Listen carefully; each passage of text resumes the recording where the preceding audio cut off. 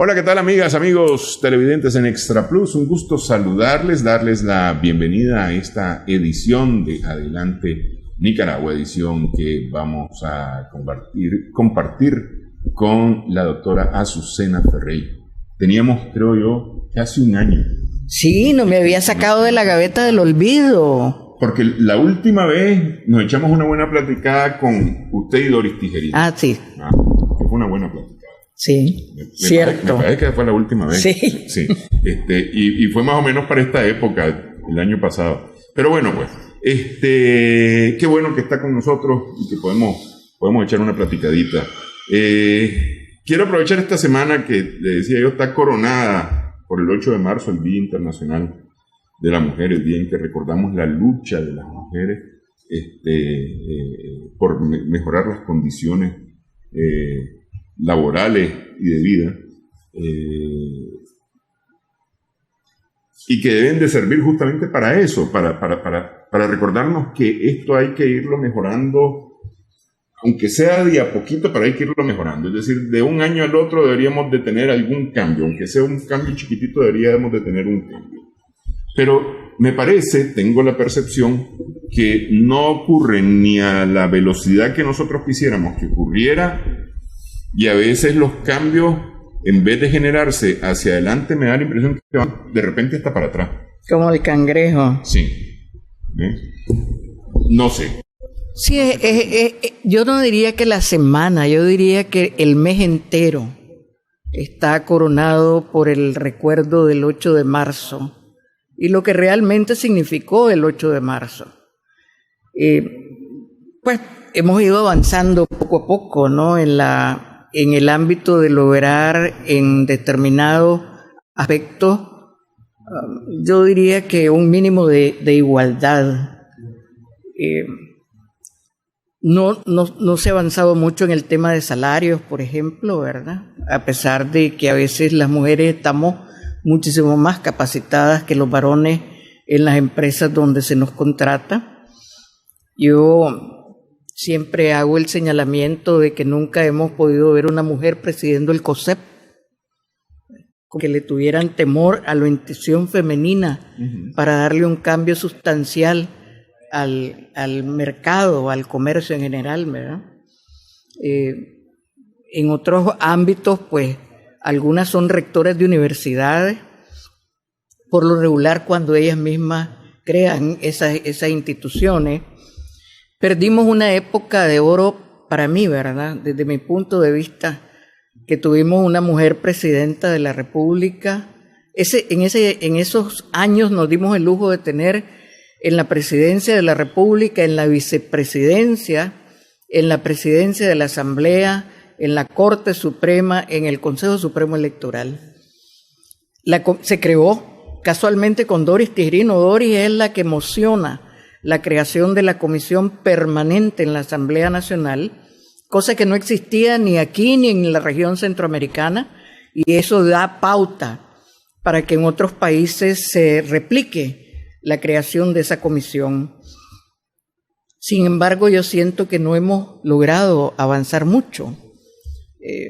Hay mujeres ahora presidiendo partidos políticos y tampoco se logra avanzar. Actualmente tenemos una vicepresidenta y pues no está muy acorde el actuar con las necesidades cotidianas de nosotras las mujeres y por consiguiente de nuestra familia y la sociedad. Entonces, lo que decías, ¿no? A veces uno siente que va hacia atrás. La violencia ha aumentado y aunque se vuelva a tomar la iniciativa de restablecer las comisarías, si las comisarías no van acompañadas de los ingredientes fundamentales, eso es una ciencia ficción. Cuando no hay un llamado de atención ejemplar a una autoridad policial que te amenaza con violarte, oíme, ¿qué podés esperar? Sí. ¿Verdad? Eso necesitamos ejemplos contundentes, porque el problema de la violencia es un tema no solamente de gobierno, de política de Estado, sino también de la sociedad.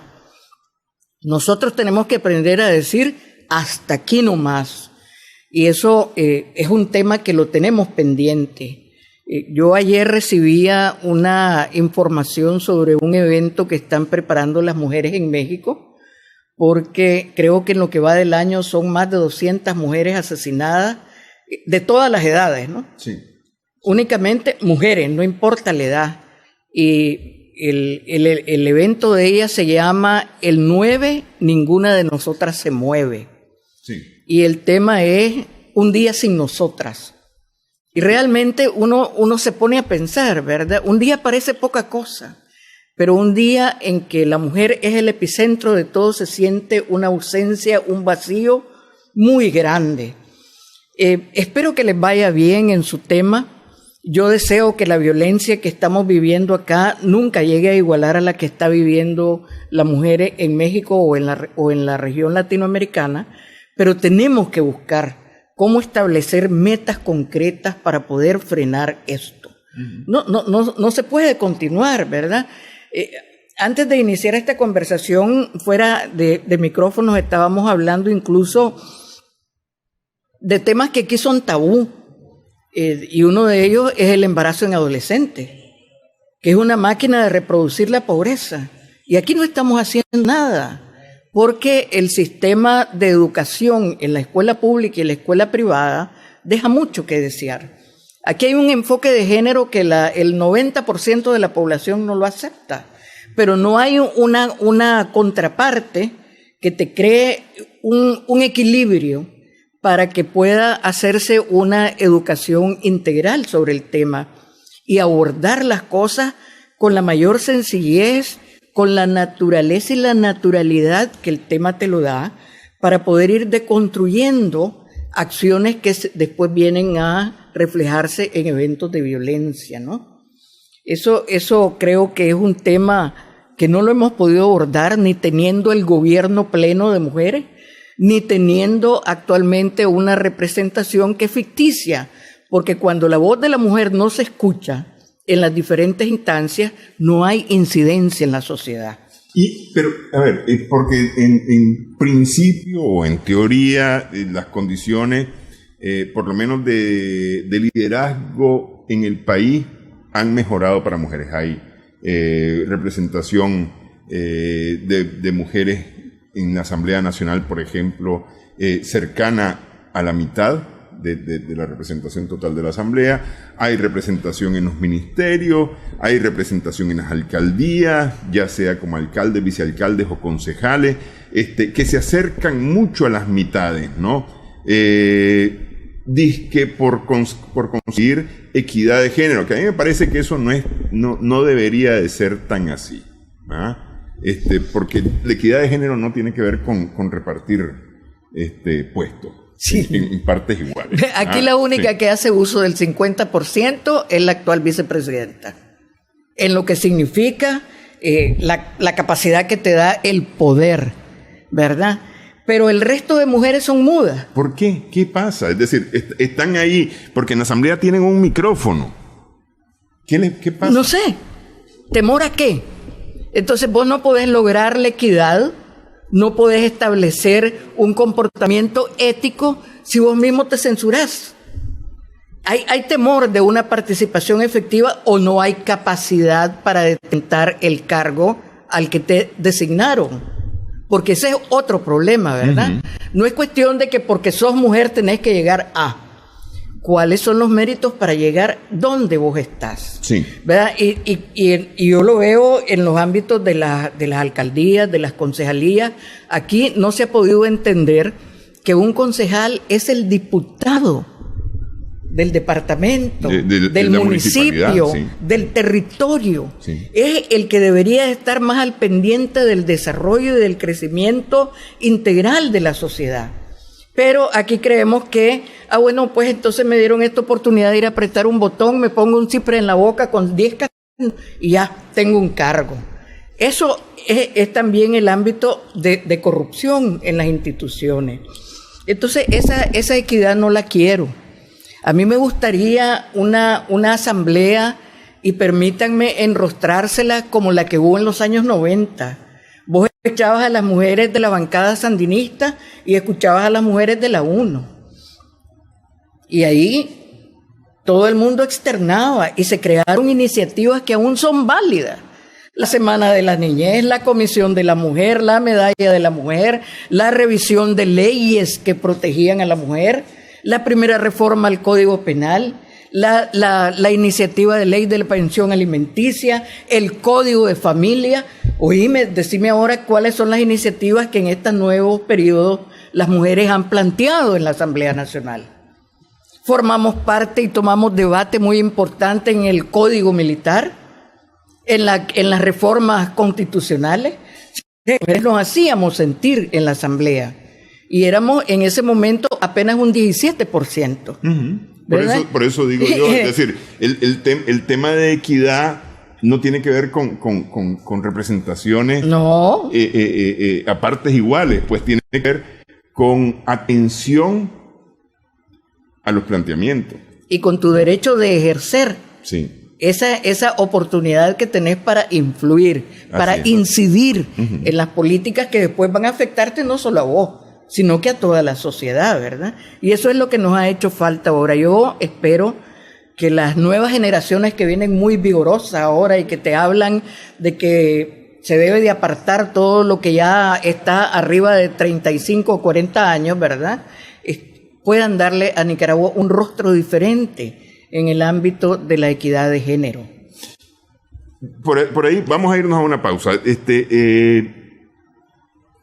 Realmente esta generación nueva ha dejado los vicios viejos de las generaciones anteriores. ¿Trae realmente ese gen nuevo para hacer las cosas? Regresamos en breve en Adelante Nicaragua.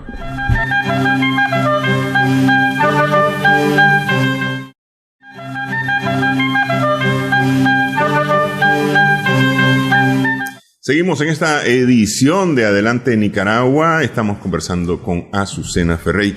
Preguntaba antes de la pausa si cree usted que hay realmente condiciones para que las nuevas generaciones o traen estas nuevas generaciones realmente vientos de cambios que propicien mejorías en las relaciones de género. A veces lo dudo, ¿verdad? Es que hemos entrado también a una época en donde en todas partes se habla del sistema de educar, aprender haciendo, y a veces eso se lleva a unos límites bastante de exceso. Y como lo estábamos viendo antes, todo tiene que tener un periodo de tiempo, un límite, ¿verdad? Es como cuando alcanzas una meta hay un premio.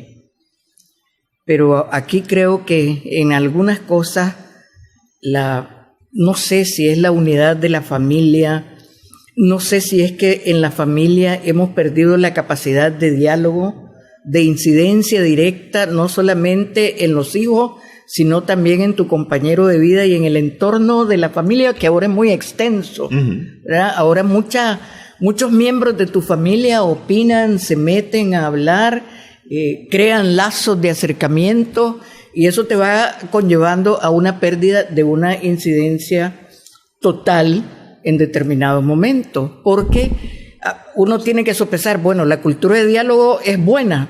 Yo creo que en un país como el nuestro es eminentemente necesaria, porque somos demasiado violentos, muy impulsivos, a veces hasta sin medir las consecuencias. Entonces yo creo que es fundamental la cultura de diálogo. Creo que una de las cosas que nos tienen este impasse es que no hemos podido acortar el espacio entre gobernantes y gobernados.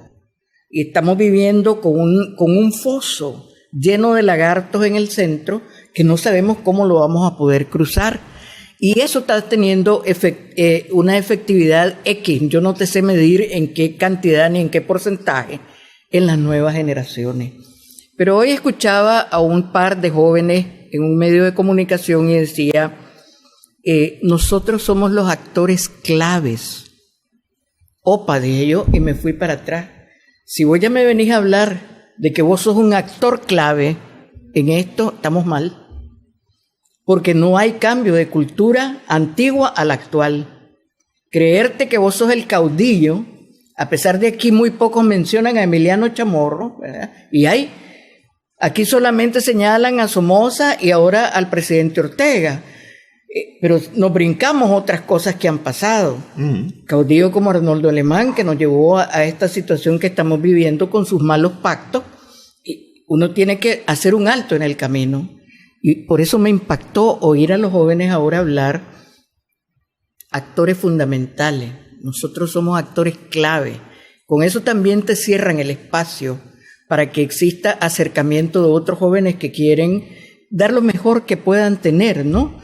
No todos tienen la misma capacidad, pero el enriquecimiento está casualmente de la diversidad, de los aportes, de los comentarios, del conocimiento, etcétera. Entonces, eso me preocupa. A veces escucho a los jóvenes hablar como que se han aprendido una receta. Hay que apartar a los dirigentes que ya no son capaces ni siquiera de aportar su experiencia, pero no es algo que uno lo sienta nacido del corazón. Es que la política, cuando realmente vos te enamorás del arte de la política, te viene del sentimiento. La razón pocas veces tiene, pero la lográs y haces un equilibrio entre ambas cosas para tener ese arte de buscar el bien común, el servicio para todos los demás. Y eso yo no lo estoy notando en las nuevas generaciones, sino que quiero equivocarme, porque quiero que Nicaragua sea totalmente diferente, porque en esa nueva generación están mis nietas, está mi hijo que está empezando a crecer.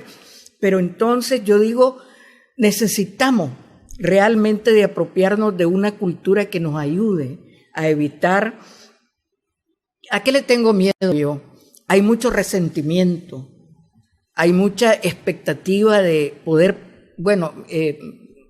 fácilmente se le dice, ahora se disfraza la venganza con eso de pasar factura, pero nosotros no deberíamos de estar pensando en eso. Nosotros deberíamos de estar pensando en crear un ambiente en el que nos pueda permitir una convivencia de empatía, con armonía, para poder sacar el país adelante. Porque esas nuevas generaciones tienen que encontrar un recurso natural que les permita vivir en esta tierra.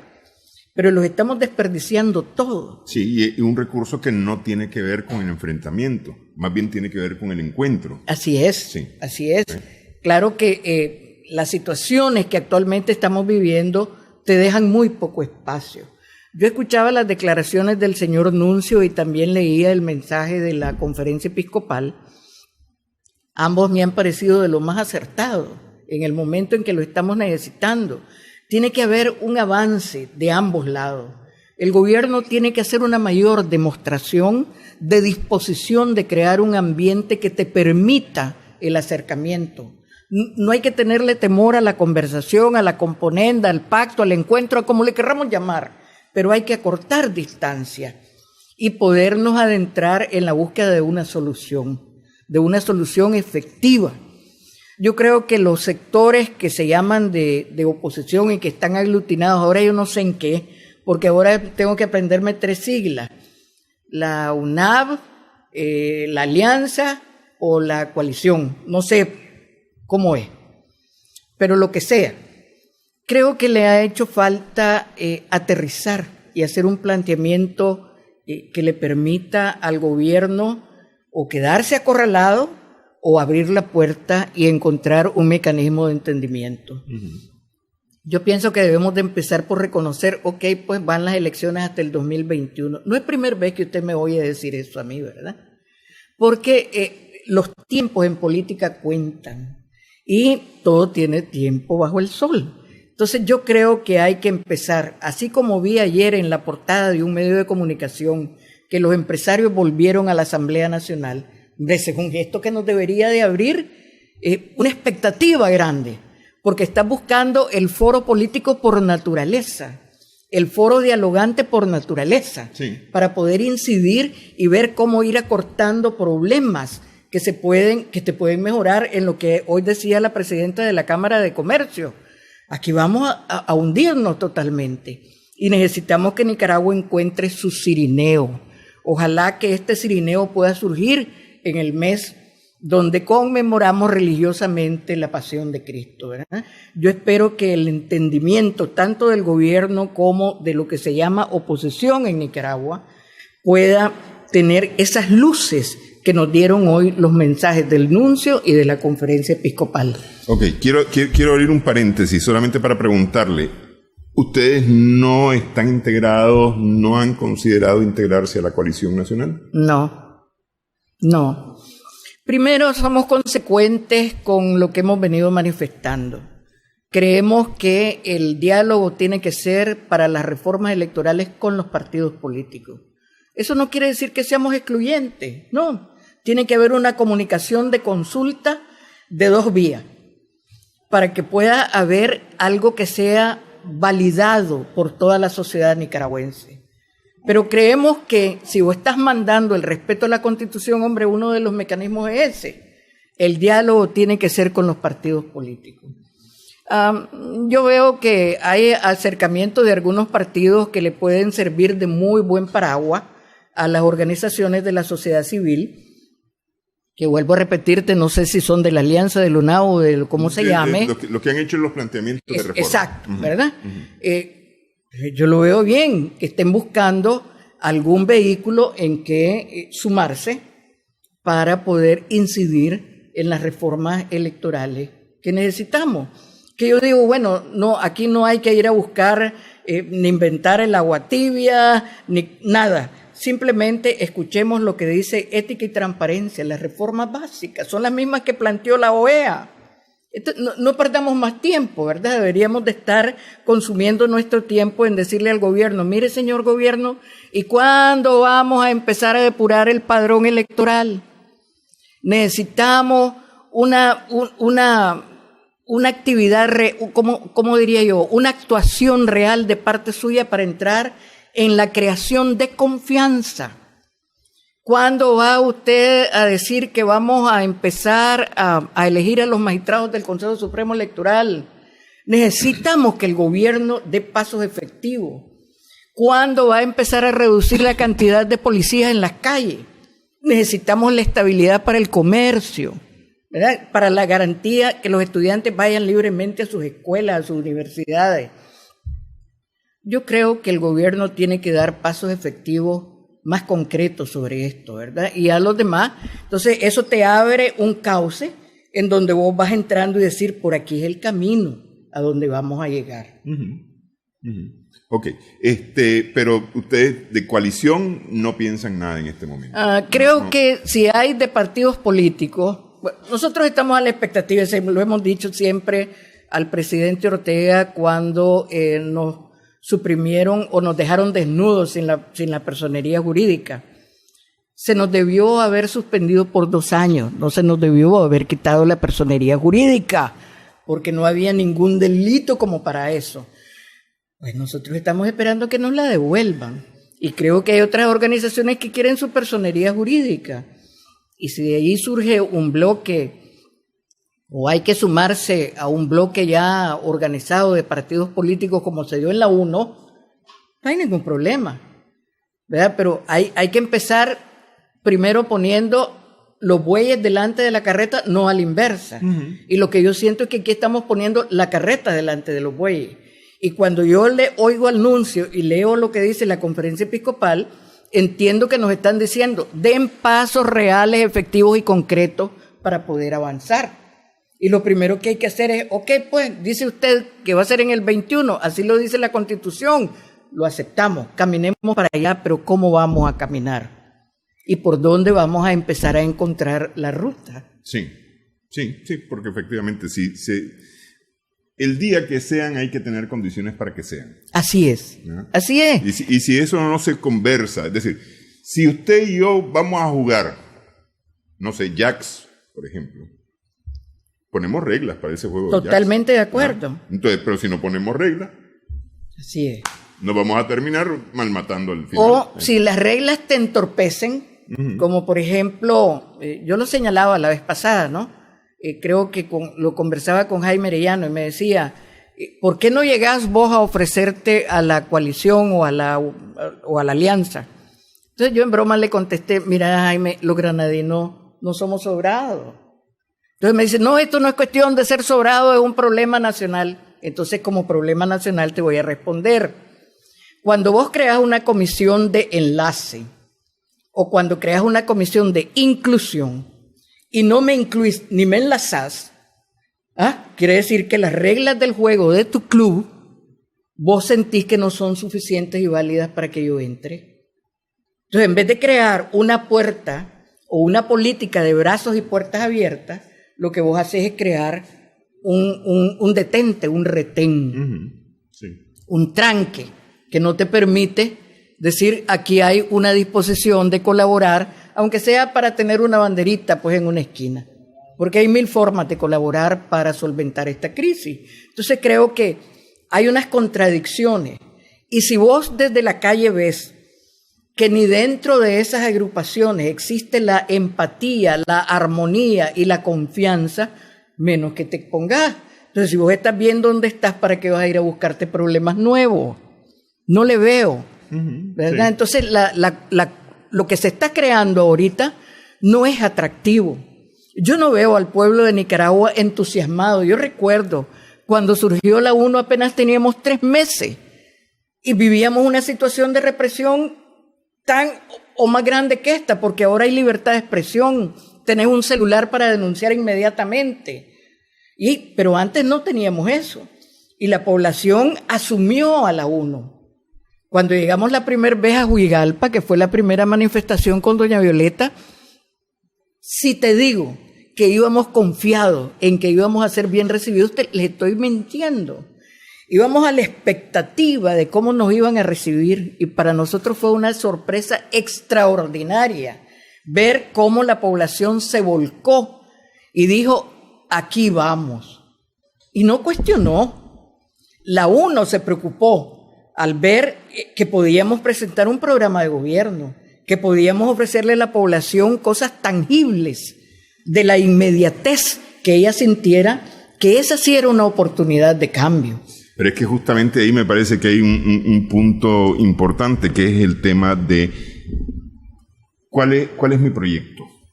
¿Qué es lo que yo estoy proponiendo como proyecto? Que hasta ahora no he escuchado yo a ninguna de las partes proponer un proyecto. Cuando te referís a ninguna de las partes... A todo. Okay. Ni gobernante ni gobernado. Ninguno ha ofrecido un proyecto. Los unos dicen que lo que no quieren es que sea el otro. Punto. Pero eso no es un proyecto. No. Esa es una vendetta familiar. Sí. Hacemos pausa en esta edición de Adelante Nicaragua. Estamos conversando con la doctora Azucena Ferreira.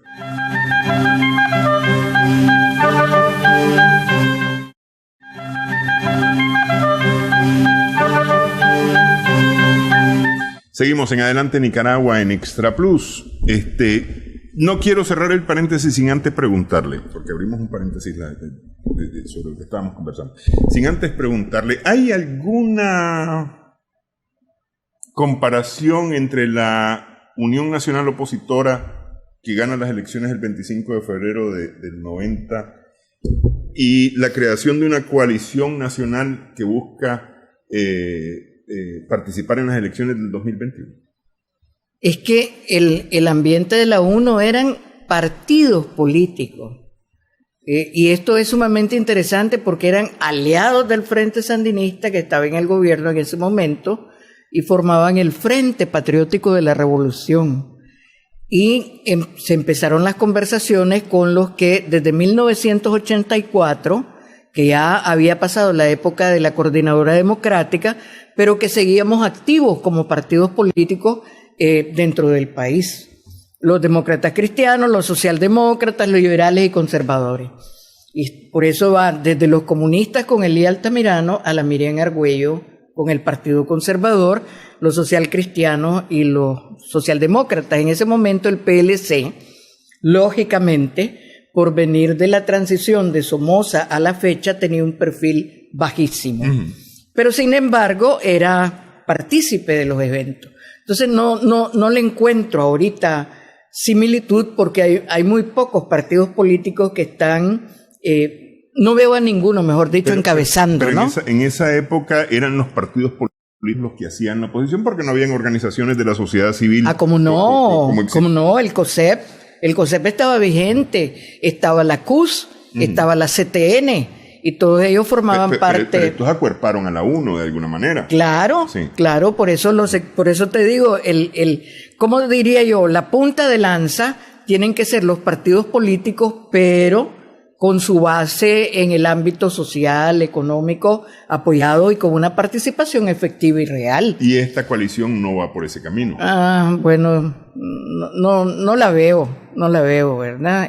Yo deseo como nicaragüense, vuelvo a repetir, que se encuentre un mecanismo que pueda distensionar el ambiente y que se construya algo que le pueda crear empatía a la población de Nicaragua, pero sobre todo que le presente con realismo cuáles pueden ser los beneficios de elegirlos a ellos en un nuevo periodo de gobierno a través de un proceso electoral. Eso es lo que cualquier nicaragüense aspira, alejándonos de la violencia.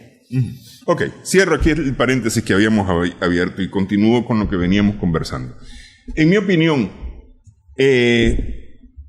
porque usted me decía en la primera parte del programa, al cerrar la primera parte del programa, que con las nuevas generaciones podría verse un cambio en las relaciones de género.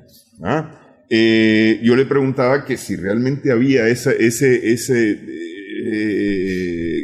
posibilidad o esa realidad de que las nuevas generaciones pudieran incidir de esta manera, porque pienso que el joven es revolucionario por naturaleza. Es decir, y no lo digo desde el punto de vista ideológico, es decir, es revolucionario porque busca cambiar las cosas, porque cree que hay cosas que no están correctas y se pueden hacer mejor. Ese es la naturaleza. Por eso, al final de cuentas, la humanidad ha avanzado, porque ha habido quienes han pensado que se pueden hacer las cosas distinto, ¿no? Pero realmente estas generaciones que dicen no quiero mayores de 40, mayores de 30 y tantos años porque ya son viejos, lo que queremos es gente nueva. Esas generaciones podrán realmente propiciar cambios que provoquen mejoría. Uno de los tantos problemas que Nicaragua tiene es que la memoria histórica está válida, vigente. Bueno, 30 años atrás, ¿qué edad tenía Daniel Ortega? 40 y pico. Y los de abajo, los otros comandantes, 30 y tantos, y 20 y tantos. Y los muchachos hicieron viñuque el país. Entonces uno se tiene que preguntar, bueno, le tenés que dar carta abierta, cheque en blanco, porque ahora se supone que son nuevas generaciones. No, eso ya lo vivimos. Tiene que haber una combinación, tiene que haber un entendimiento para que la sociedad pueda asumirte. En la época de la UNO no todos eran jóvenes ni todos eran mayores de edad. Hubo un despertar de la población que dijo, este es el camino para el cambio. Además, pues ninguna revolución se ha hecho con los viejos. Siempre ha sido el elemento joven, así es que decir que hemos sido son los únicos no es cierto. No creo encontrarme una página de historia que me diga que gente de 50, 60, 80 años hicieron revolución en un determinado país. Entonces digo, ok, tiene que haber una participación equilibrada.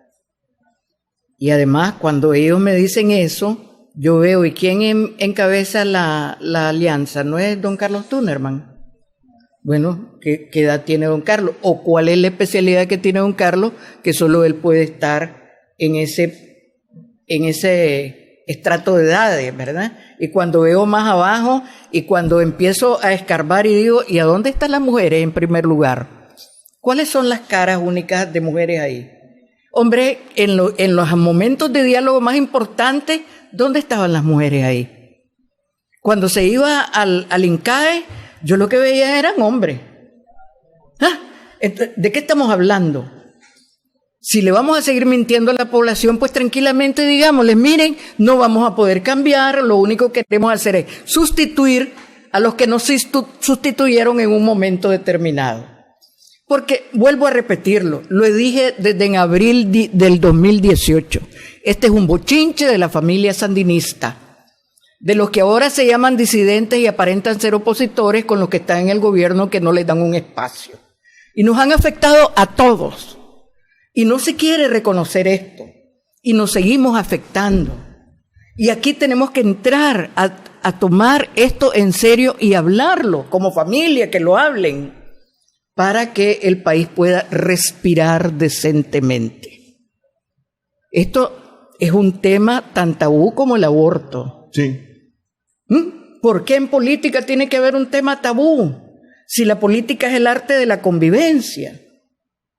Entonces, yo creo que hay que poner sobre la mesa las cartas y cuando te tengas que apartar, si vos estorbás, porque del sector con más poder te dicen que no te quieren ver ni en fotografía, hombre, tené la humildad de apartarte, que ya tendrás la oportunidad de volver a relucir. Pero no hay que entorpecer un proceso que podría o debería de iniciarse para evitar que Nicaragua llegue hasta la tarjeta de racionamiento, porque eso, en ese camino vamos. Desempleo, que solamente la empresa privada tiene la culpa, no es cierto.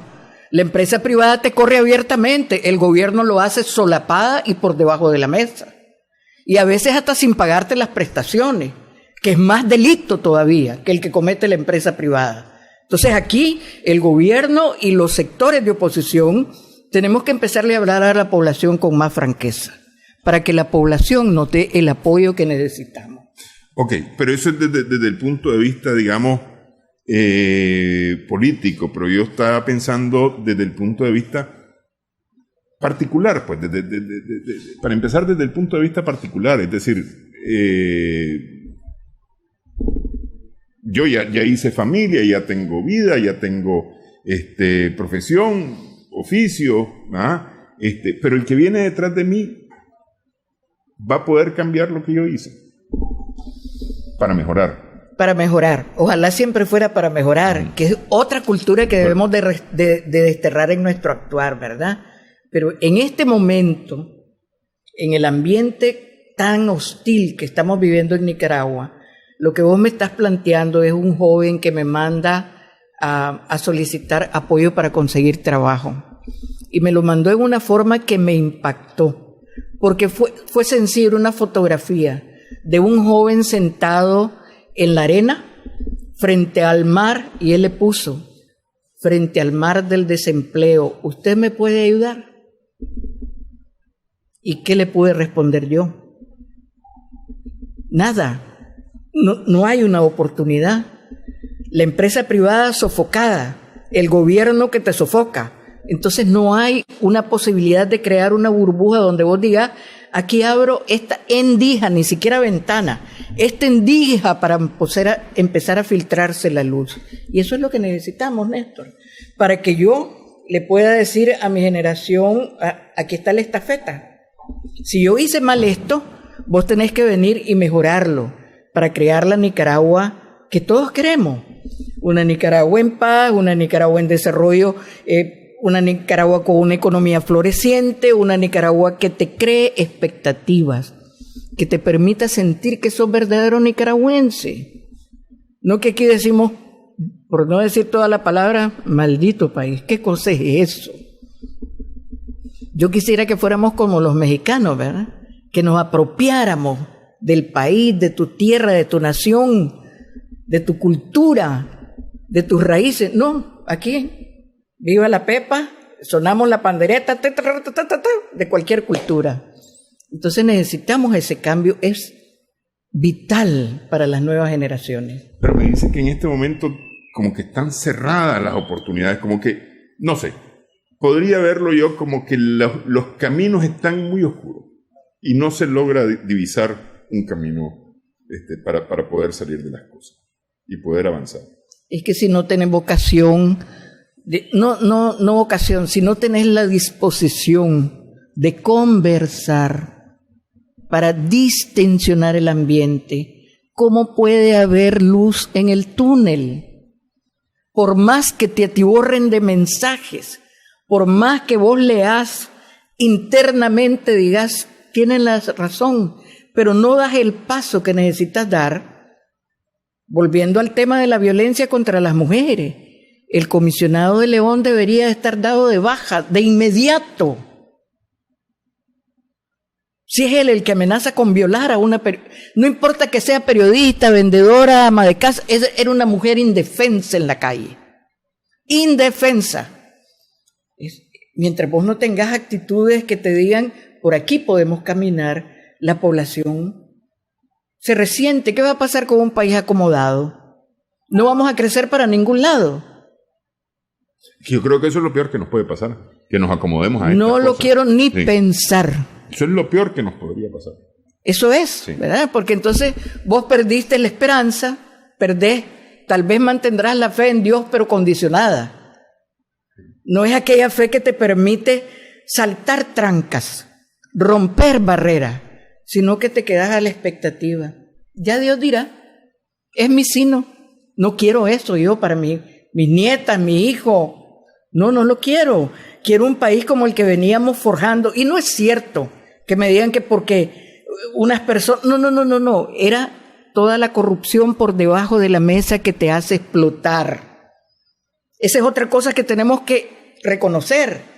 Las condiciones estaban dadas para que esa protesta se diera. No es porque nadie estaba pensando en que voy a dar un golpe de Estado. No. Simplemente ya te estabas asfixiando y necesitabas hablar y golpear la mesa. Sí, yo estoy de acuerdo totalmente. Entonces, no le busquemos 3 pies al gato, tiene 4. Y eso hay que saber cómo conducir el país. Yo creo que este gobierno es uno de los gobiernos que más poder ha tenido en la historia de Nicaragua. Olvídate de los Somoza. Este gobierno tiene mayores obligaciones para con sus ciudadanos. Y tiene que empezar a entender que tiene que distensionar. ¿Verdad? Porque haber cerrado las comisarías para ahora abrirlas, hombre, es reconocer que vos podés enmendar un error. Así se pueden enmendar varios errores que nos van a permitir con normalidad asumir que eso es posible hacerlo. Ojalá que este mes de tanta reflexión cristiana nos ayude, te digo, a encontrar el cirineo para Nicaragua. Ok. Me menciona el cirineo por segunda vez. Voy a dejar la pregunta en el aire. ¿Quién podría ser el cirineo, nuestro cirineo? Hacemos la pausa, conversamos con la doctora Azucena Ferrey.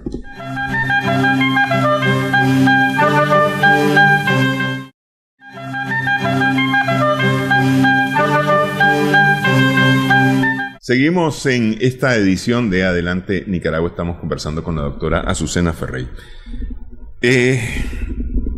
Cuando usted se refiere a un cirineo, yo lo que entiendo, y estaría de acuerdo con usted si es de esa forma, que hasta este momento hemos sido nosotros incapaces de poder cargar nuestra cruz, de poder resolver nuestros asuntos por nosotros mismos.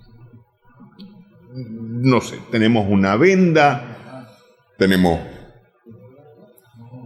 los ojos cerrados y no queremos ver soluciones, lo único que queremos ver es problemas. Y nos hace falta alguien que nos ayude a encontrar los puntos para buscar soluciones en este país. Eso entendería yo por cirineo. Totalmente de acuerdo, pero en uno de los ámbitos. En el otro ámbito es el cirineo de la acción concreta, para que esa cruz tenga menos peso, o sea más fácil de llevarla.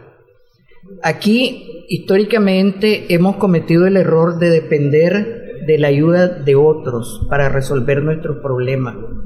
Y en base a eso hemos cometido unos errores extraordinarios, desde William Walker, ¿verdad? Que después lo tuvimos de presidente.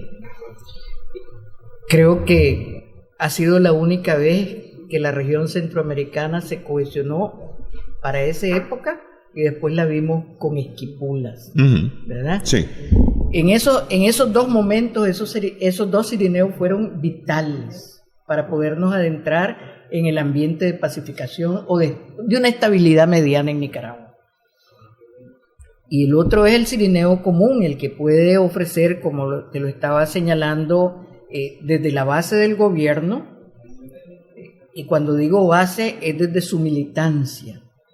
Necesitamos bajar el tono del lenguaje.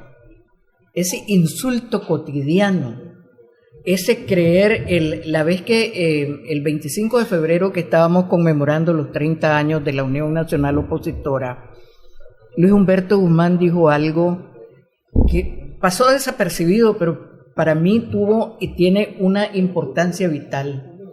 El nicaragüense debe dejarse de escudar en el actuar del huehuense. Ya no es este el momento de andar actuando con la bandidencia, con la hipocresía, con la guatucería con la que hablamos y con la que actuamos.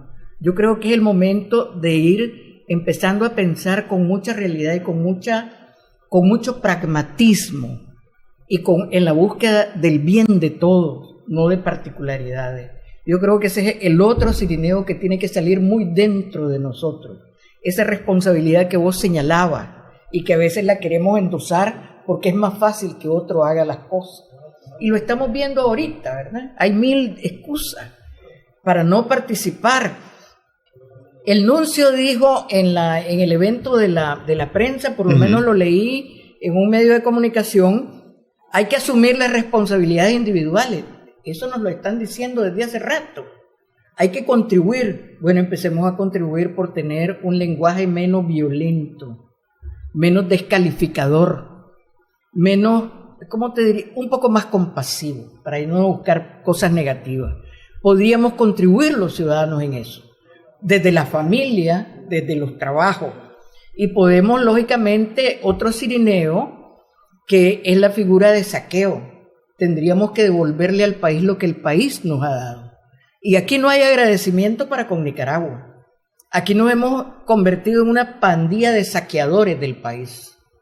Entre más voracidad tenemos, más nos aplauden. Por eso yo creo que lo que Luis Humberto señalaba sobre lo del huehuense es aplicable. Porque no podemos seguir felicitando al ladrón. No podemos seguirlo nombrando como diputado, ministro para salvarlo de la justicia. Eso debe de parar también. Entonces, esas son las cosas que para las nuevas generaciones tienen un reto inmenso. Y desgraciadamente son herencia, como decía la Concha Marenco en Granada, herencia hereditaria que les estamos dejando. Sí, pero, a ver, lo que pasa es que cuando hacemos cosas, decimos cosas, pensamos a veces cosas, pensamos que estamos en lo correcto. A ver, hay que bajar el tono en las expresiones, evitar ofender al otro. Sí, yo estoy de acuerdo, pero es que ese tal por cual, bla, bla, bla. Es decir, sí. ya es una cuestión que nos sale, ¿no? Sí. Entonces, por eso digo yo, necesitamos de algo, esa voz, por ejemplo, del nuncio, ese mensaje del nuncio, pero que nos llegue, que nos dé así en la cabeza y nos diga, hey, mira, no es así. Es decir, pensá que tu responsabilidad es sí tu responsabilidad, no es la del otro. Es decir, vos cambiás por vos, no cambiás por el otro. Claro, pero ahí tienen un papel muy importante, más que los actores religiosos, y aquí los evangélicos se han quedado bajo la mesa, ¿verdad? En muchos eventos la Iglesia Católica es la que ha salido al frente. Sí. Y ha aguantado mucho. Los evangélicos yo no sé dónde están, ¿verdad? Pero, y la otra parte que debe de contribuir son los medios de comunicación. Porque yo a veces me pregunto, y si a la coalición no le dieran la cobertura que le dan, ¿qué pasaría? O como dicen las mexicanas, un día sin nosotras. Sí. ¿Verdad? Y si yo no voy como medio de comunicación y desde el accidente crudo como te lo presento en la televisión, mejoro las circunstancias, ¿vos crees que no ayudaría un montón? O en vez de pasar los comentarios soeces y groseros que hacen, los eliminan antes de ofrecerlos al público. Y muchas veces son los periodistas los que son como inquisidores o conductores. Te llevan al entrevistado hacia lo que la pregunta quiere. No le permiten al entrevistado crear su propia línea de comunicación, sino que van y te montan la ruta. Por eso yo creo que sí, la responsabilidad del cirineo interno de cada uno. especialmente de los que tienen más incidencia en la sociedad. Educadores, miembros de prensa, escrita, hablada. A veces yo leo unas cosas en Twitter que dan espanto realmente, ¿verdad? Y digo, bueno, ¿y este?